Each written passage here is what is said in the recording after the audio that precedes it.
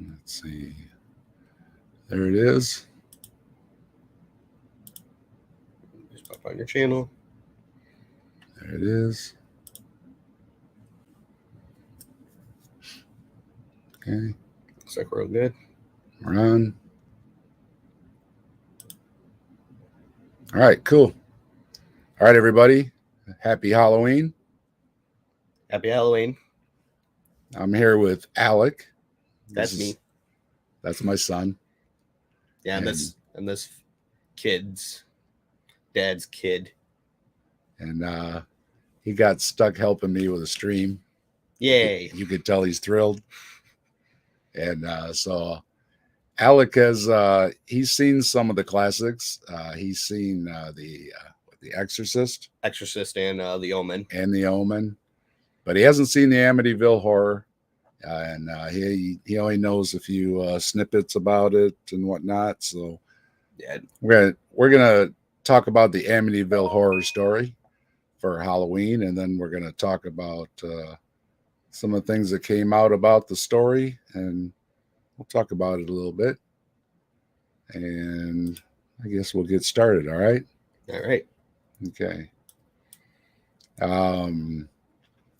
Now you don't remember, but back in the time there was a satanic panic. There was a just a urge for people that just anything demonic and everything was just being eaten up.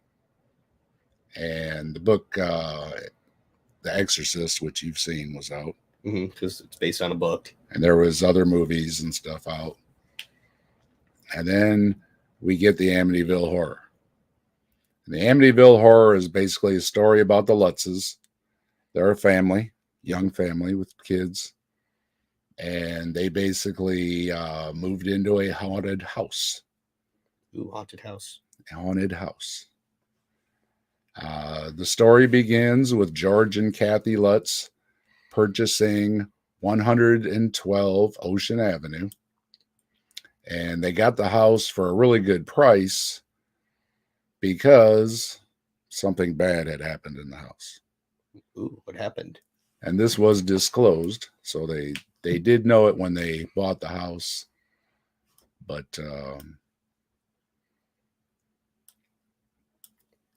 George had said that houses don't kill people, people do. So he wasn't worried about a house doing anything. And it was a really good deal for the house at the time. It was $80,000. They were looking in the $30,000 to $50,000 range. But the realtor called one day and said, "Hey, I got this deal on this house." And of course, the reason it was a deal is because there was actually a murder in this house. It was a tragic murder. Young man killed his entire family. Oh boy. It was a horrific crime. So the Lutzes, again, decided, well, it was a good deal. Can't pass it up, and they don't believe in haunted houses or any of that kind of nonsense. They weren't buying it. And George Lutz had a boat, and he figured the house had a boathouse and everything, so he could save some money on dock fees, save some money here or there and swing the mortgage, and they would buy the house. So they bought the house. And soon after they bought the house, they asked a priest to come and bless the house. Now, it's the Catholics usually have that done. It's a religious thing to have your house blessed, right, especially with Catholics. So they had the priest come, and the priest came, and as soon as he came, he was feeling something funny in the house. He entered one room, and he just became violently ill. The room filled up with flies. There's a lot of flies that show up in this haunted house. And this, mind you, this is the middle of winter. Ooh. This is December, January, flies everywhere. So the priest gets this bad feeling, and in the midst of it all, he hears this voice.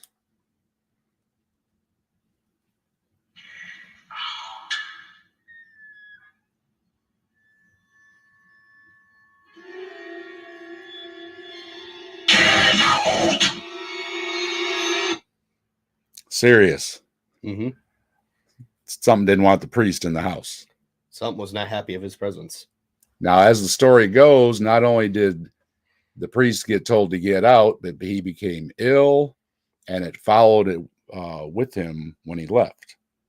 So he was stayed ill, had problems, and every time he tried to call the Lutzes, there would be static on the line, um, and just any means to keep the priest from the family. The house didn't want the priest there. And then as it goes along, more and more things start happening. George Lutz cannot stay warm. He's always cold, obsessed with being how cold it is in the house. And everything's working. The furnace is working, everything. He checks everything, but he's cold. He's always building a fire in the fireplace. I'm cold. I'm cold. And that's when you start to see, some of the creepiness going on, is that he's just always cold, staring at that fire, staring at that fire, staring at that fire. Creepy. And then now, mind you, they're only in the house for 28 days. This all happens pretty quick. Oh, wow. So within a few days, one of the boys suffers a crushed hand. The windowsill comes right down on his hand and smashes his hand. And they kind of blame it on Jody. Now, Jody is an imaginary friend. And Jody is also a demonic pig. So Jody's hanging around the house, and she befriends the daughter of the Lutzes. Okay. And they just take it as, well, she's just a, imaginary friend or whatever. Yeah. But it gets creepier as it goes along. How could it get worse? So, more things happening. They claim that this black substance showed up in the toilets. And mind you, she had just cleaned the house. They just moved in, bleaching everything. And the toilets just turned black, and it was foul. Trying to scrub it out, and it just wouldn't make a dent. It just wanted to be black. The bathroom, and this was in all the different bathrooms. This five bedroom, 3 baths, I think, something like that. So that they had like a bath on each floor. And then other things start happening. They seen, mind you, this story's got everything. There's a ghost that shows up at the foot of the bed. So you got a ghost in the house. You've got Jody, which is the demonic entity. You have, what else happened? Things would fly off the hinges, door cabinets, front door, things always just flying around the house. One of the kids levitated right up off of the bed. You remember in The Exorcist when she's levitating off the bed? Levitating off the bed, yeah, I remember that. Same thing, man. Levitating off the bed. And then there was the spotting of Jody. They claimed to have actually seen Jody. Well, the mother came in the room and supposedly scared Jody away. And the daughter said that Jody went out the window. And when you go to look out the window, there's the red eyes looking back in the window at you. And it's really creepy. Because then you're like, whoa, is it just an imaginary friend? Maybe it's not an imaginary friend, right? So the Lutzes are going on, and day after day, George just gets worse and worse and worse. At one point, he's having nightmares about killing his whole family, killing the family dog, just doing, having these horrible nightmares where he's almost putting himself back in as the killer in the house before they bought it, imagining that maybe he is becoming this killer, and these nightmares are similar, where he's going to kill his whole family, right? And he just thinks he's losing his mind. His mind is going crazy. So they're doing some research, and then this is where other things start coming in. Then they get it's like this story has everything. Mm-hmm. So they're doing some research, and you have the house was built on a Indian burial ground. That can't be good. That That's never good. all stories so far have always said those are not good things. And there was also the story they found about the property was owned by a witch. So it just keeps building and building and building. Yep. Then, on top of it all, the dog is just going crazy in the basement. Dog doesn't like Going something. crazy, going crazy, going crazy. And they just can't. Well, finally, they figure out there's a walled off room in the basement, and it's all painted red inside. The dog has a fit. The psychics they bring in have a fit. This room is just evil. And it's painted red. And it's really creepy too, because you're just like, whoa, there's where the portal is, right? Mm-hmm. It's that's where all the bad news is coming from, is this red room. So that really sets off everything. And again, the whole time the priest is trying to get a hold of him, can't get a hold of him on the phone, and he becomes more and more ill. Supposedly, he's in the church, and part of the statue starts crumbling over his head and falls on him and everything. This isn't even the house. This is, in another place. This is going on. Followed him all the way to the It was holy place. Followed him right back to the church and everything. So it just did not want that priest to be in contact with the Lutzes at all. So then, as these are building and building, there's also the boathouse too. Night after night after night, the boathouse door is open. And George is going out. He's blaming the kids and everything. Finally, he puts a lock on it and everything and stuff, because the boathouse keeps banging in the middle of the night. And that's not a welcome sound. Among other things, he just keeps getting woke up at night night after night after night. He just wakes up right about 3:15 in the morning. Now, that's also the time that the murders took place previously in the house. The actual, the murders before the Lutzes moved in. So you've got this creepy thing of him waking up when he does get any sleep, because he's hardly sleeping at all. Right. Gets up, and then almost every time he's up and he's hearing the banging, he's out at the boathouse. Just night after night, it's just grinding on him. Then they, after the spotting of the Jody again with the demon pig, why it's a demon pig, I don't know. I guess the only thing I could figure is like there's biblical references maybe with plagues of flies, and the pigs in the Bible had the demons in them. I don't know. It must some along those lines. But supposedly the demon pig actually left tracks on the outside of the house too. So they went out and they were actually seeing tracks in the snow from this demon pig. And it goes on and on. And mind you, again, this is only in a matter of a couple weeks. So it comes to a head, and they just can't take it anymore. George is losing his mind. He's getting violent. The wife can't take it anymore. The kids can't take it anymore. One of the kids gets locked in a closet that doesn't have a lock on the door, and supposedly is being attacked by the Jody pig in the closet. Something like that. Creepy. So the kids are getting attacked, basically. The one kid, like I said, got his hand smashed in the window.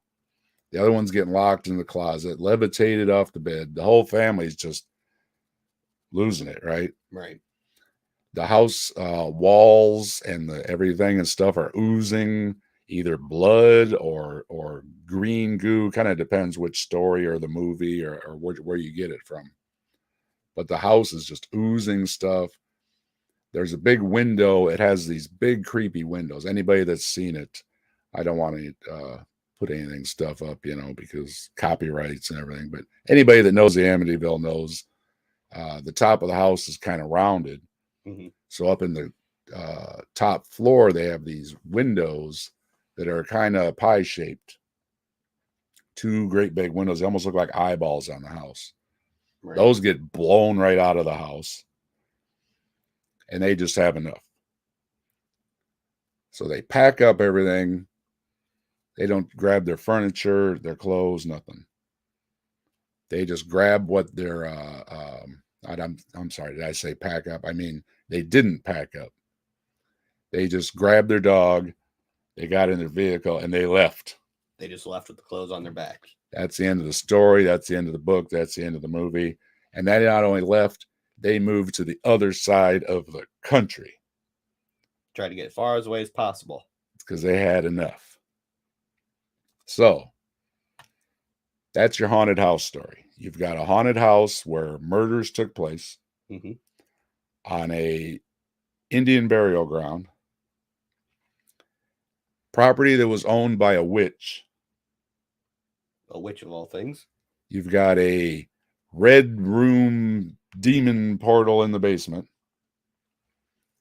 And you've got bad things happening not only to the Lutzes, but to the priest.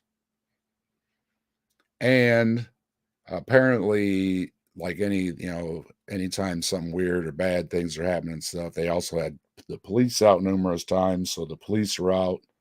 So they had police that, I guess you could kind of call them witnesses. Mm-hmm.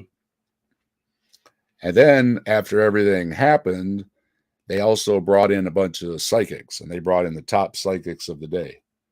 And they were confirming everything the Lutzes said, that, oh yeah, all this happened, all those demons are there, all the names are right, everything that happened is right, etc. So they were getting backed up by the top psychics of the day too. And the Lutzes took a lie detector test, and they passed it, saying something did happen in that house. Now, what specifics they said on the lie detector test, I don't know. But they did pass a lie detector test. Are you creeped out yet? It was definitely an interesting version. It was definitely an interesting ghost story compared to others. Now, like I say again, you've got everything in this story. So what you want to do is let's look back a little bit.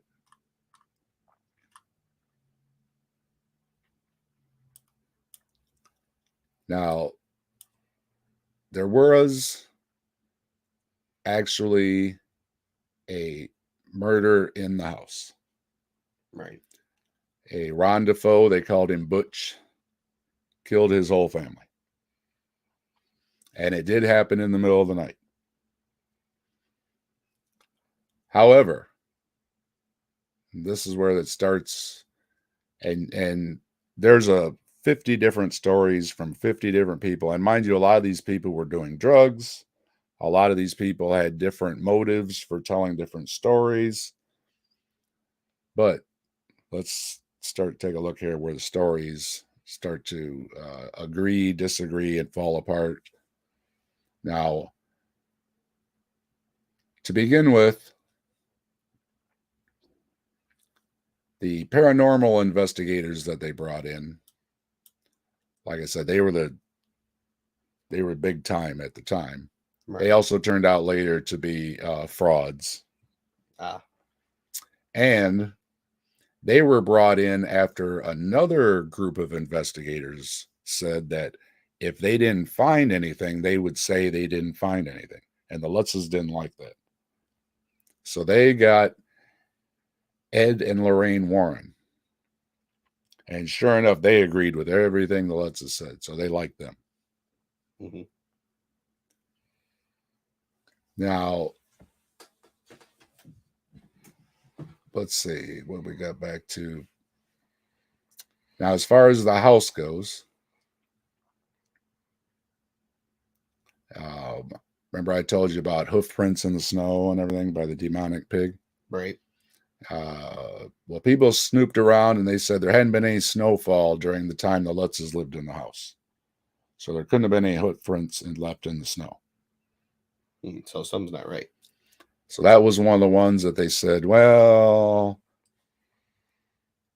there was also the issue of how doors were ripped off the hinges, cabinets were ripped off the hinges, things flying around the house, windows broken, right? Right, everything's being damaged. Well, people that went to the house, and this is after the Lutzes left. This is after the 28 days, right? Right. No damages to the windows, no signs of repair to the windows. And all the hinges, hardware, and everything in the house were all original and untouched. Nothing was ripped out, showed any signs of damage, being ripped out, flying around the house, or anything. The house was in great shape. Then you have the priest. Remember the priest? Yep, we got told in that special room.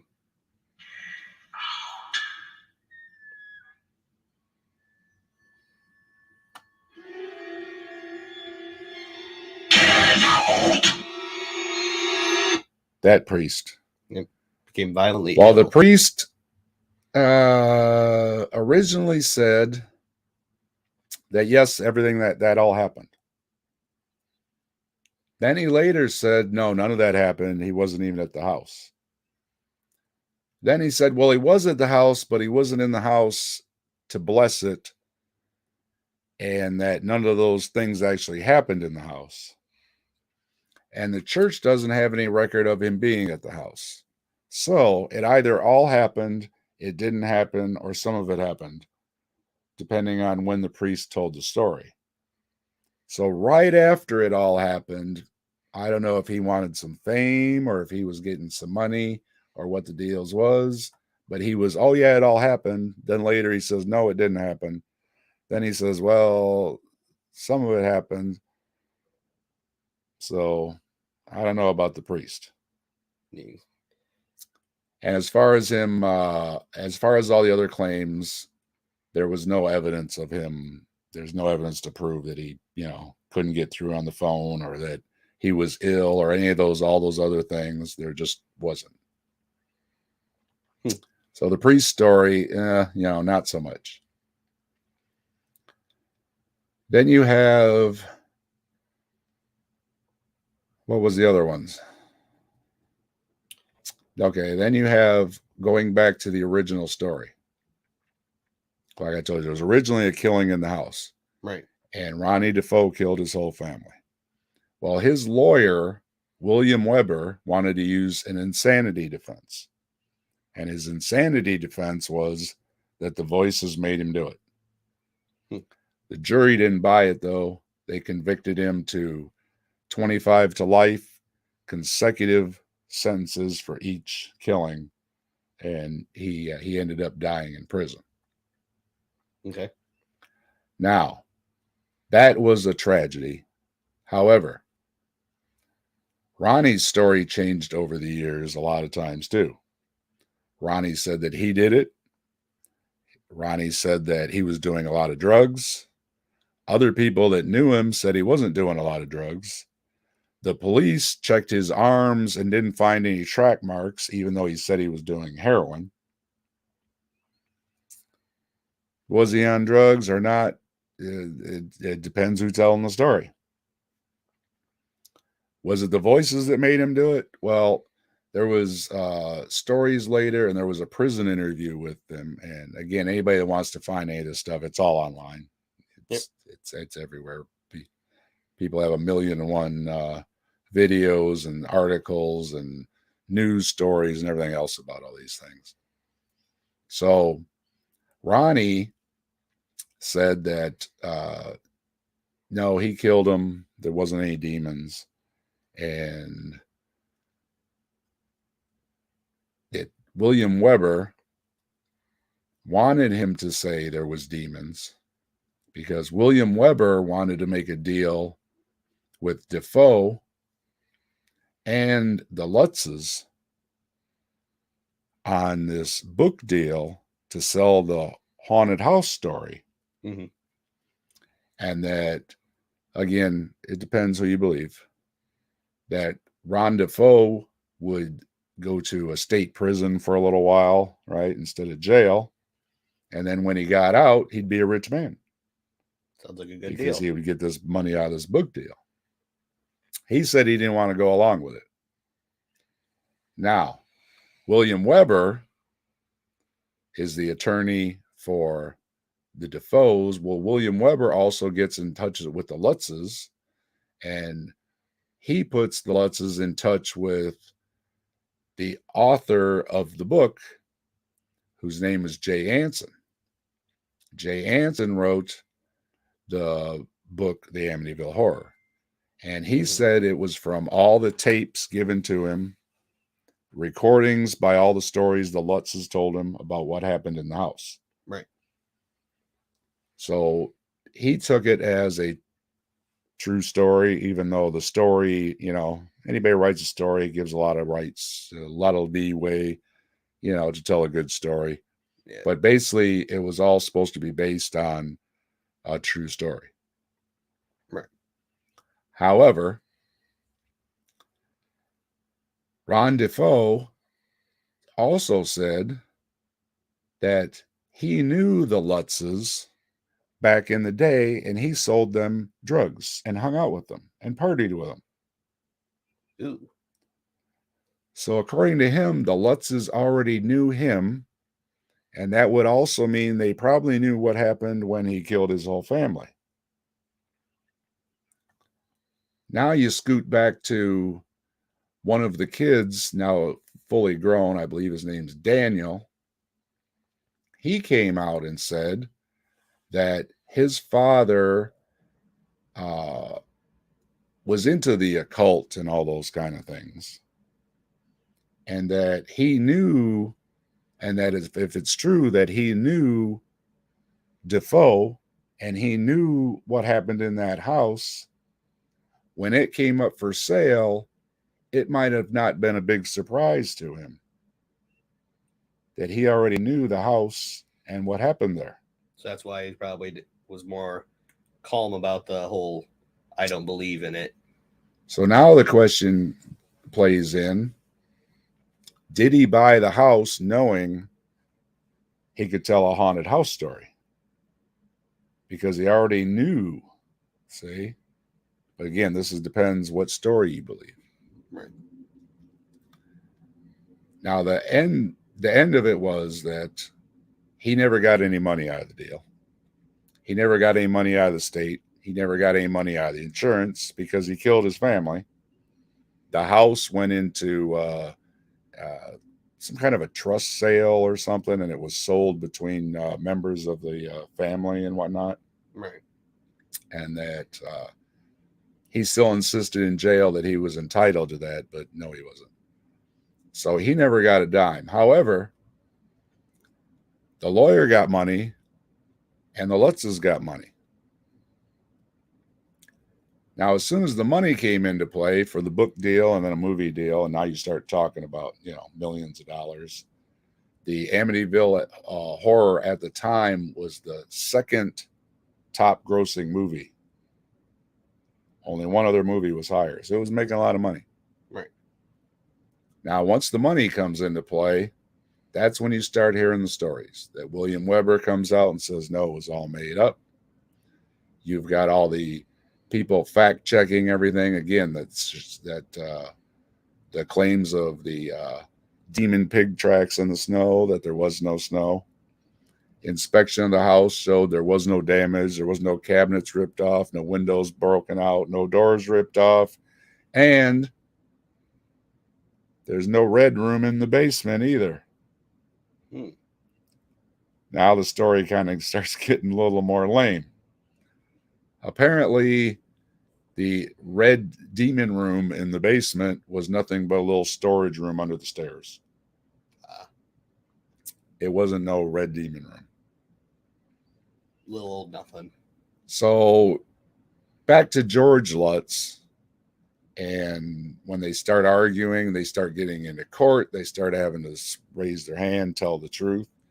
And that's when some of the things George starts saying, well, no, they didn't happen. No, didn't. Those didn't happen. That didn't happen. And basically, in court, he said, "Well, no, they made it up to make money." Of course. But when he wasn't in court, he still held to the story that, well, some of those things didn't happen. Yeah, it was embellished a lot for the book and the movie, but there was some. He always held to that. Okay. Now, then you have again the psychics that went through the house. Remember, I told you they were world class psychics, right? They knew what they were talking about, and they backed up everything the Lutzes said. It all happened. All the demons were there, all the events, the demon portal, and everything else. Well, of course, once it came out that a lot of the stuff was all made up, they, of course, were not telling the truth, and they couldn't have backed those all things up because all those things didn't happen. So they were also shown to be not worth their salt. And then you have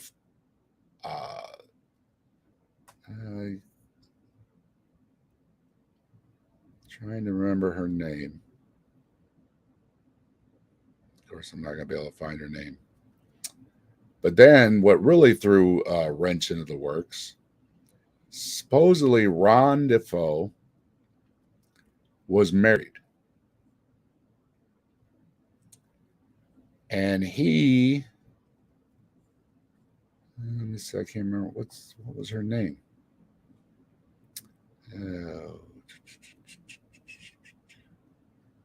Should be right here. Anyways, so she comes out of the woodwork and she starts saying that what happened, what didn't happen, and everything else to a reporter. And the reporter's saying, "Who are you?" And she says, "I'm Mrs. DeFeo. I was married to Ronnie DeFeo." And apparently this story checks out that, yes, she was married to him, but that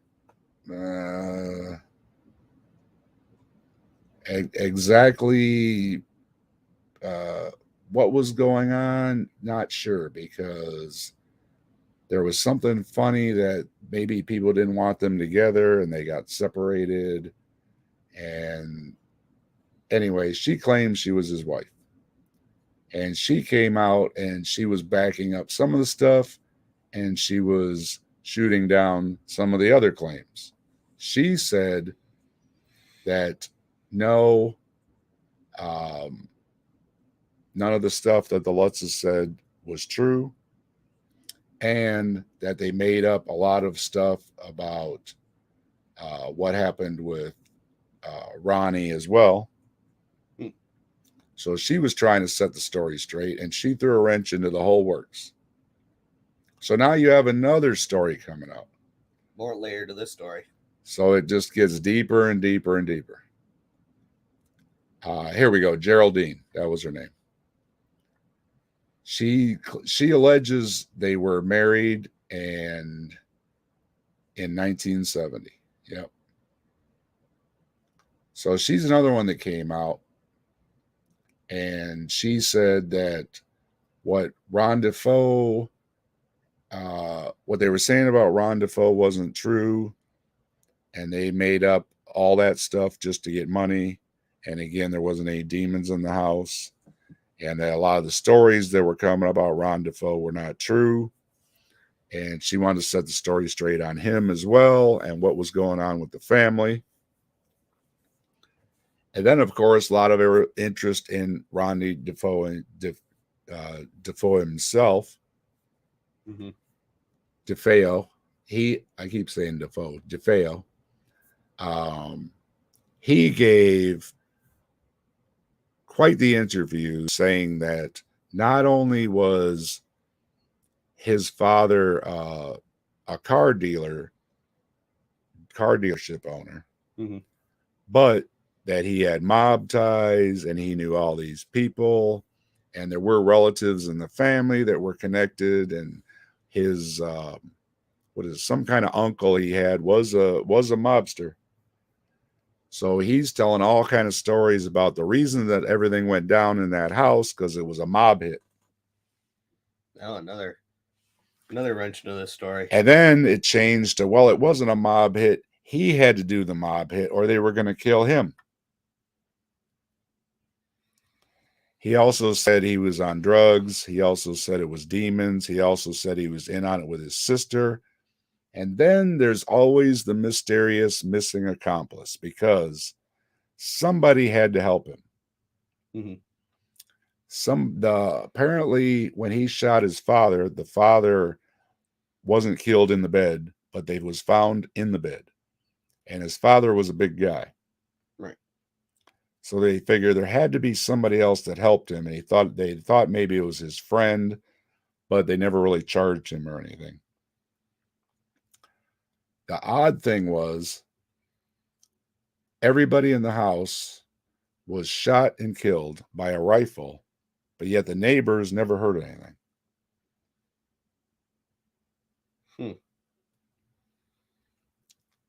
That's one of the odd things. Nobody heard anything.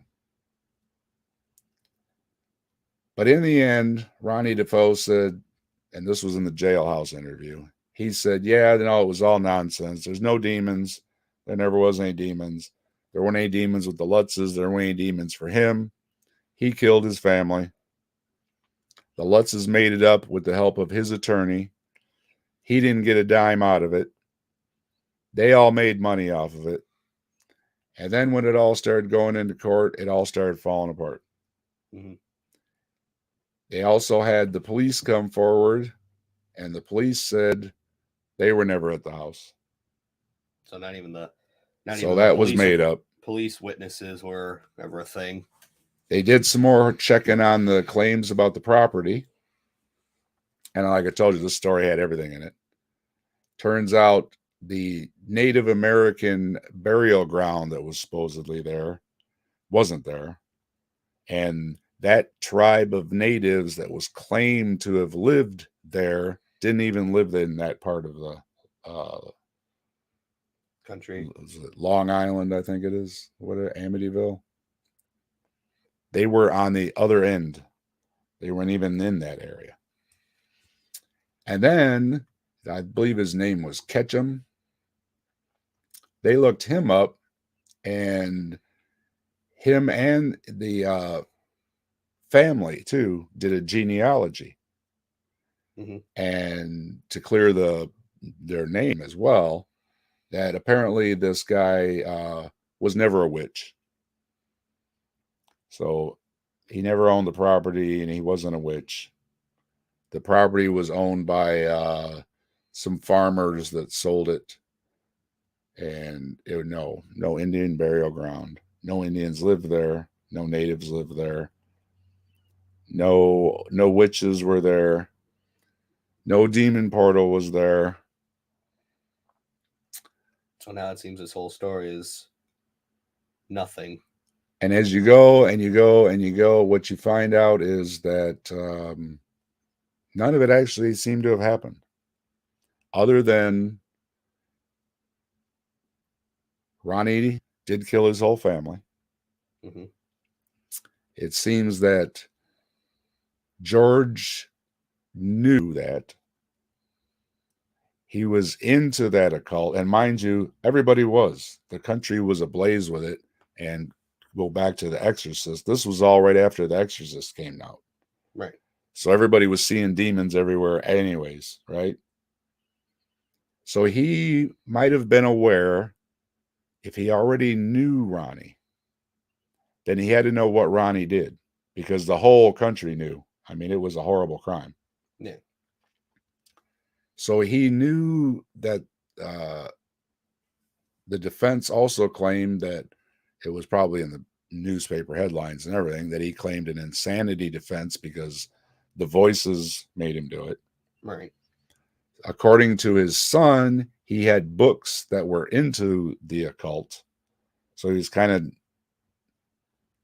well, again, a lot of people were into it at the time. And that he could get the house for a deal And mind you, he never actually paid any money because after 28 days, they just left and turned the house back over to the bank. Right. So the only money he ever put up was the money he had to put up in escrow up front. I think he had to put 40,000 in escrow or whatever. So he hadn't actually spent money on the house because they didn't even live there a month. He didn't even, he wouldn't have even paid any bills inside of a month. Right. But it's a good way to cash in and make millions of dollars, along with people that were just itching to sell a book, because not only was it really successful in making a lot of money, but the country was just getting entrapped in this whole satanic panic now. Everybody was seeing demons everywhere. Demons were in rock music. Demons were in toys. Demons were in cartoons. Demons were in books. Demons were everywhere. It was big business. It was popular. And I would say they just cashed in. I mean, just by the sound of it, sounded like it was a cash grab, because after it came out, it was just there was no weight to it at all.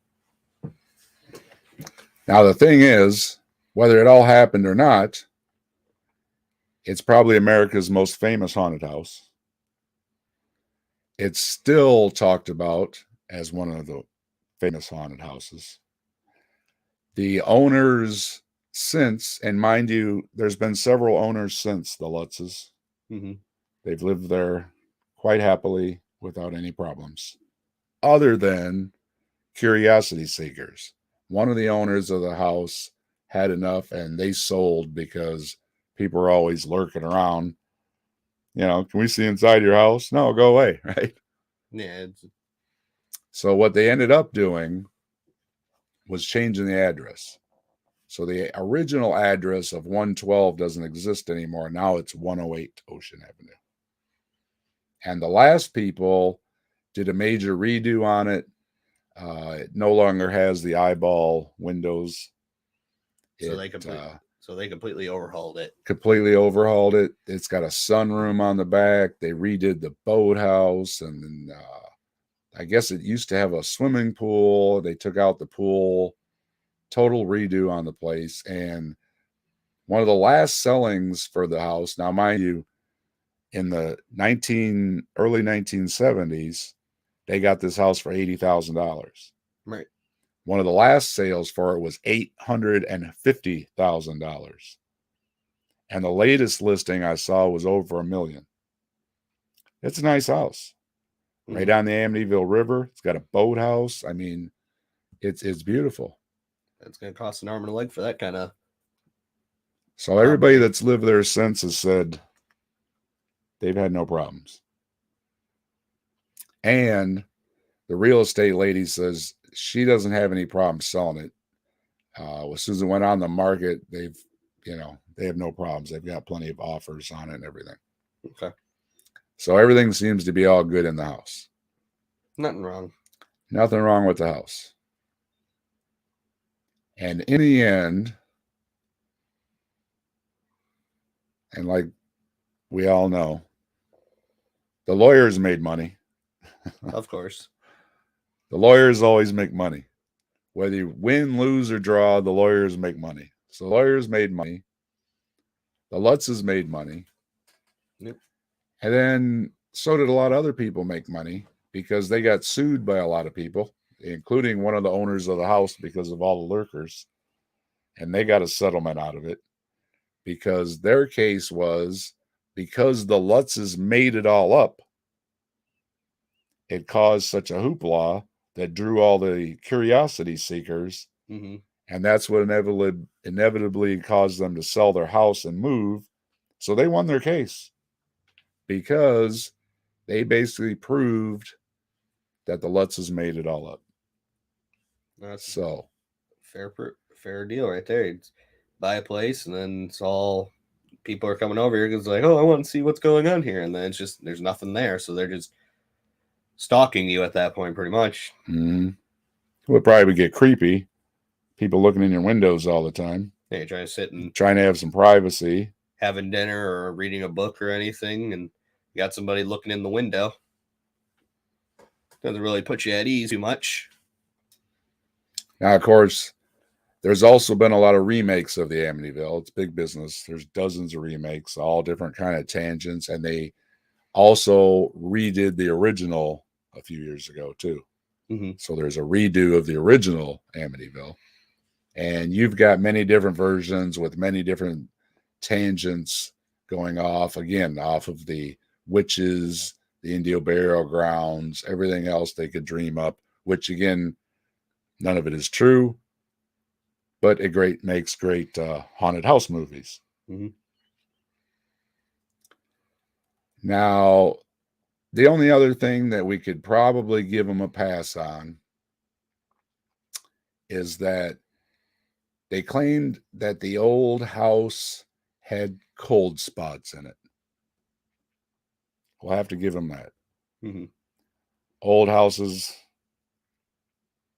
Not the best HVAC, not the best insulated, and even if you remodel them, it's hard to make them efficient like new homes are. Yeah. So I'll have to give them, there's probably cold spots in that house. There's no red room. No red room. So that can't scare them. The hinges and the doors and the windows didn't fly off or break. Nope, everything was still there. There's no evidence of blood or goo or anything else that oozed all over the house. There's no evidence of a demon pig. No Jody. No Jody. And mind you, again, Jody was supposedly a daughter that was killed by Ronnie DeFeo, but there was never actually no little girl Jody. That's more kind of made up for the story. So the idea being that kind of that Jody was the demon pig girl that got killed in the original murder house, but there was no little girl named Jody in the original murder house. So no little girl Jody, no demon pig. No pig. And again, I think the demon pigs and the flies and a lot of those things are biblical references.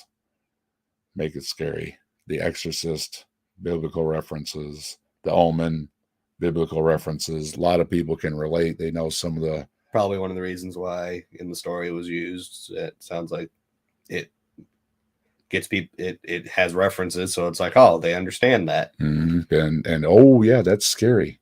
Mm-hmm. I've heard that scary. Yeah, that was scary stuff in the Bible. Right.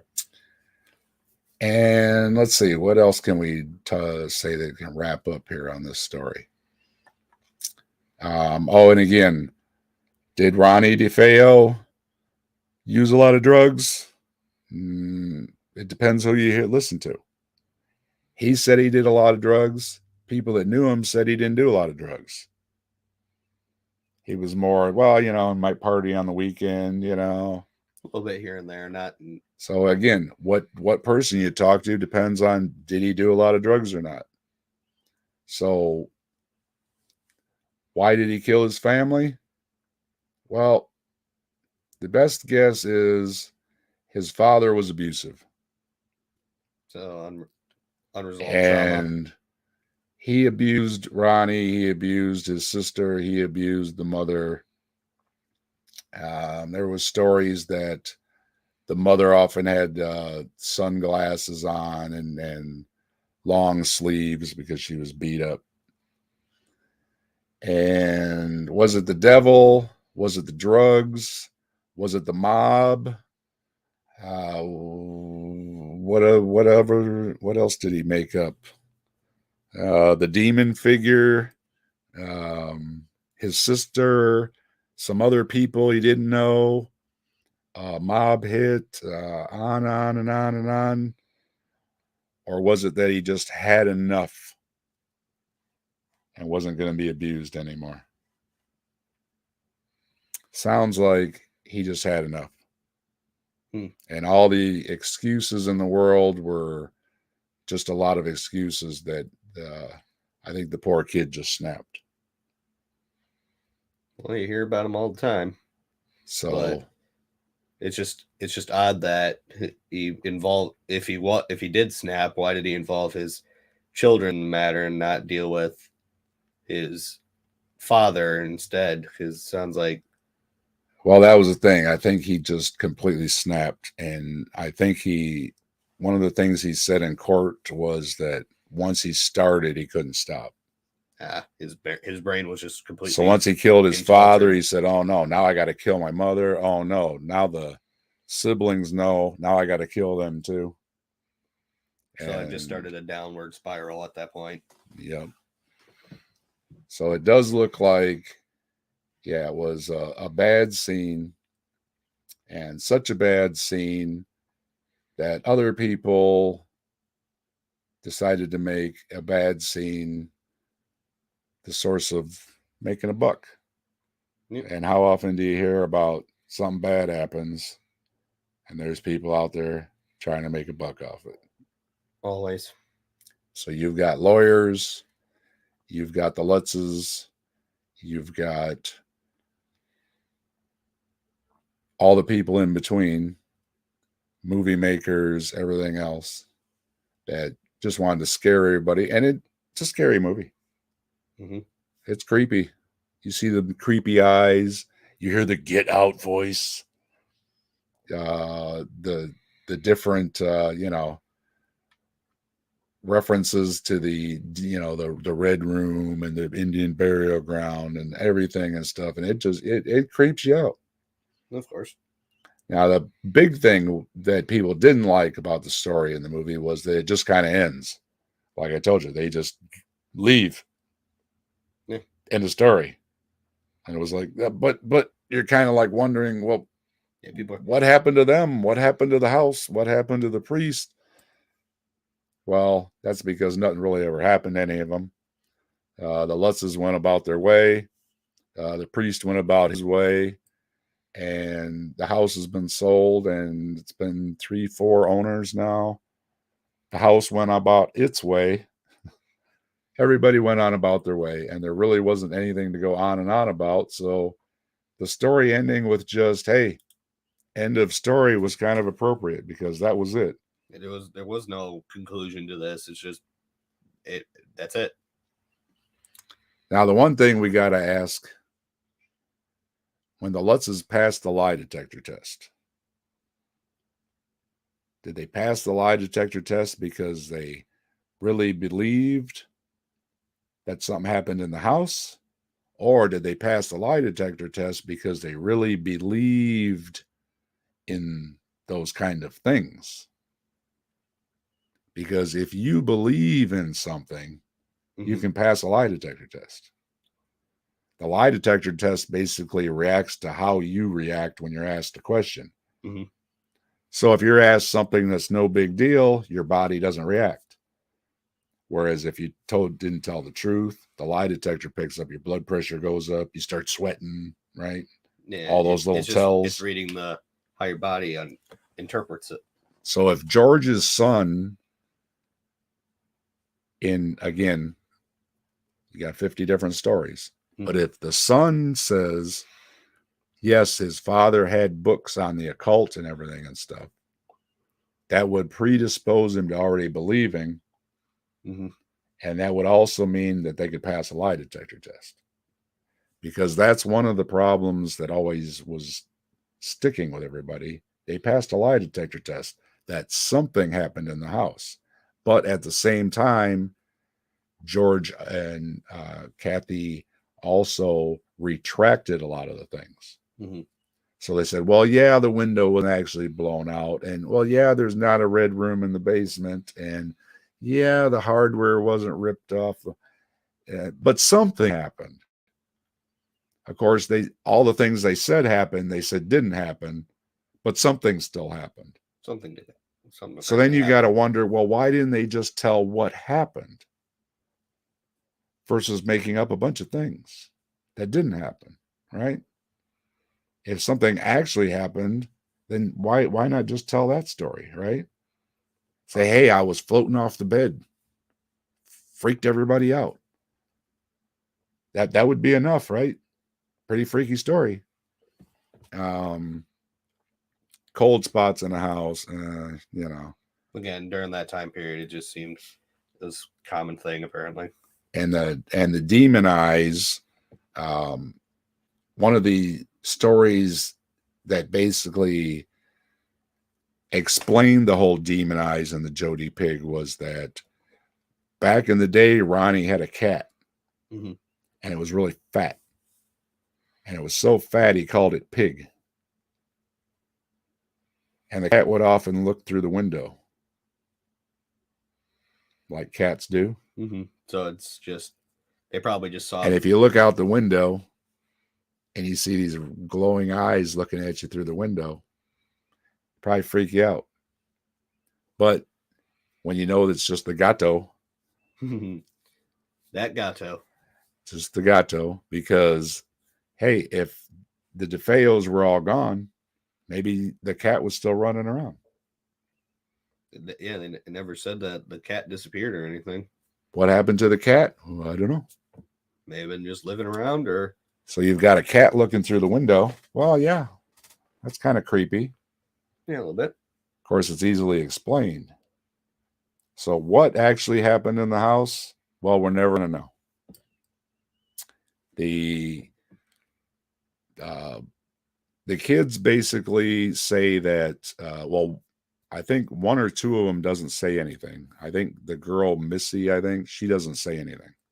Mm-hmm. The other son is mixed on what he says. And he said he had a lot of problems in life because of the whole deal. Right. And the other boy, I think it was two boys and a girl. He's the one that he has came out. I think he did a Netflix series or one of those type interviews or something. Right. He said, yes, some things happened. Of course, he was real young, and it could have just been how he remembers things. Yeah. Kids are not notorious for that. Yes, some of the things that something did happen, but not all those things that were in the movie and the book. Mm-hmm. And that, yeah, he's been, bothered by that stuff ever since too. Of course, you got little kids, maybe they just remember it as a traumatic experience in their lifetime. And yeah, mom and dad filled in the blanks. Your brain is just trying to fill in the gaps. The Lutzes are dead. Ronnie DeFeo, he died in jail. Most everybody that's all involved is dead and gone. And the kids are, maybe, yeah, some of the stuff, yeah, maybe something did happen. The parents were into the occult. The parents were abusive. And again, if the kids were being abused by George Lutz, mm-hmm. that again, trauma that can set things, in the mind and everything too. Brain doesn't want to. So they didn't care much for him. They had a rough childhood. They also, with this haunted house deal, and then bouncing around the country, and then with the lawsuits and all the problems, it probably wasn't very good for the kids either. Yeah. So you have got sketchy memories at best from the kids that maybe said something happened there, but mainly that they were abused. And that seems to be what went on there. And that would not keep good memories in your house or in your head of any house. No. And you might see that house as bad or evil, even if it wasn't haunted, just because bad things happened in that house to them. Yeah. So, greatest haunted house story in American history, probably one of them. Great book, yep. Great movie, yep. Scared the crap out of everybody, scared me, yep. People jumped with the get out. People jumped with the red eyes looking through the window. Mm-hmm. But looking back, it was just a movie. So what do you think? We have to watch it? Most likely. We're going to have to get you caught up because he's seen The Omen, seen The Exorcist. I mean, I try to make sure he's got the classics, right? Yeah, we've But watched the classics. yeah, most of them, but we missed the Amityville. So we're going to have to catch the Amityville. Maybe we could catch the new one too. Kind of see how they compare the original with the remake. So check the Amazon Prime, check the Netflix, whatever else we got, streaming availabilities. Yeah, I'll take a look around. Okay. Are you scared? Are you going to be able to sleep tonight? I wouldn't call it that much, but it was definitely an intriguing story. It's a good story. It had everything you could want in it. Maybe it had a little too much of everything that you could want in it, huh? Maybe it was too good of a haunted story. Yeah. It kind of turned it, once you started adding everything, it kind of turns into one of those stories that's written by like a child. It's like, oh yeah, it had witches and burial grounds and demonic. You just got to keep going. Keep going. Kept adding everything that they could think of. Yep. That's what it seems. You're right. That's what it seems like they did. They just couldn't control themselves, and they just kept going. And if anything did happen to them, it's completely lost in the noise. Stories were all different. No one really kept a straight story, and even if there was a straight story, we'll never know it. All right. Well, I didn't want to put up graphics or, be in any copyright problems because it's a movie, it's a book, there's articles, and, but if anybody wants to look up any of the stuff, it's all over online. The prison interview with Ronnie DeFeo is online. Pretty interesting. He tells some interesting stories. If you haven't seen the Amityville Horror, or if you haven't read the book, you should do that. It's a classic. It'll scare you. It scared me, and it might scare Alec when we watch it. We'll find out. Okay. So that was our examination of the Amityville story. A little Halloween fun. Wasn't, we just kind of threw things together, right? We aren't. We're not professional. We don't have a script or anything. I just have a few notes here and a little sound bite. I don't have great graphics or anything else. But I thought for Halloween, and since Alec hadn't seen it, it'd be good to talk about. It's very interesting. All the tangents, all the money made, all the sequels, the books, the movie deals, all the money being made off of something that never happened. Happy Halloween, everybody. Happy Halloween. Good night. Night.